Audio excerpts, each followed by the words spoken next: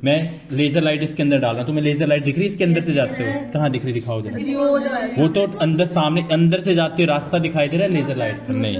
अब जब हम इसके अंदर धूप कर देंगे तुम्हें लेजर लाइट का रास्ता जो होगा वो भी दिखाई देगा।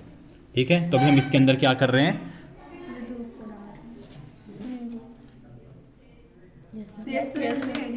पता है, ये जो धुआं इसके अंदर हमने किया ये क्या कर रहा है? इसके अंदर कोलाइड बना रहा है। क्या बना रहा है? कोलाइड। ठीक है, और जो क्या कर रहा है? लाइट के रास्ते को देखने योग्य बना रहा है। इसको बोलते हैं टिंडल प्रभाव। तो इसके अंदर देखो, पहले तुम्हें रास्ता नहीं दिख रहा था ना लाइट का, अब यहाँ देखो बीच से ही से दिख रहा है तुम्हें लाइट का रास्ता दिख रहा है। और कैसे जा रहा है? टेढ़ा मेढ़ा जा रहा है? कैसे जा रहा है? सीधा। इसका मतलब क्या हो गया? लाइट हमेशा स्ट्रेट लाइन में ट्रेवल करती है, सीधी रेखा में गति करती है। ठीक है, तो एक तो यहां से हमारा ये होगा कि light always travels in a straight line, सीधी रेखा में जाती है। अब दूसरा हम इसे स्टडी करेंगे, लॉज ऑफ रिफ्लेक्शन। क्या पढ़ेंगे हम? Laws of reflection. क्या कहता है लॉज ऑफ रिफ्लेक्शन का पहला लॉ? क्या कहता है? Incident ray. ये कौन सी रे है? इंसिडेंट, जिसके ऊपर पड़ रही है इंसिडेंट रे है। ठीक है, अब यहाँ अंदर क्या लगा हुआ है? मिरर। दिख रहा है मिरर लगा हुआ?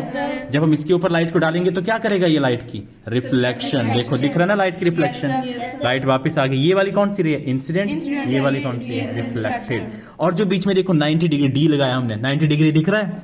वो होगा नॉर्मल, क्योंकि 90 डिग्री का ही बनता है ना, तो उसको बोलेंगे नॉर्मल। अब हम क्या करेंगे? देखो सीधी इसके ऊपर डाले हमने, ये स्टडी ये तो देख लिया हमने, इंसिडेंट रे, रिफ्लेक्टेड रे और नॉर्मल तीनों एक ही प्लेन में है। तो यही है पहला लॉ। दूसरा लॉ क्या कहता है? Incident angle is always equal to reflected angle. अब देखो जरा इधर, ये आ गए, ये रख दिया मैंने 90 डिग्री के ऊपर, बिल्कुल जहां पे डी का देखो बीच में एक छोटी सी लाइन लगी हुई है ना, उसके ऊपर रखूंगा मैं इसको लाइट रे को। ये यहाँ देखो रखी ना। अब देखो जरा कितने डिग्री का एंगल बन रहा है? 90 से उधर को देखो, 90 से पहले को देखो 20 का बन रहा है ना? बन रहा है ना? और इधर को भी देखो कितने का बन रहा है? 90 से इधर को भी 110 तक आ रहा है ना, तो कितने का बना? 20 का। तो 90 से इधर को भी रिफ्लेक्टेड एंगल हो गया, 90 से उधर को कौन सा हो गया? Incident angle. उधर को भी 20 का, इधर को भी 20 का। अब मैं थोड़ा बढ़ा देता हूँ, ये बढ़ा दिया मैंने एंगल, इधर से करता हूँ थोड़ा, ये देखो बढ़ा दिया मैंने थोड़ा एंगल। अब ये वाला इंसिडेंट एंगल इधर से अब हो गया 90 और 60 के बीच का, कितना हो गया? 30।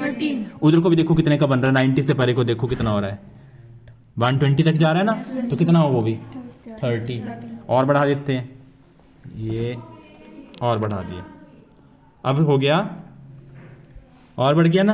तो एंगल ऑफ इंसिडेंस क्या आ रहा है? हमेशा एंगल ऑफ रिफ्लेक्शन के बराबर। तो इसको क्या कहा जाता है? Laws of reflection. पहले तो incident ray, reflected ray, normal सभी एक ही प्लेन में होते हैं, और दूसरा इंसिडेंट एंगल हमेशा रिफ्लेक्टेड एंगल के बराबर होता है। समझ आ गई?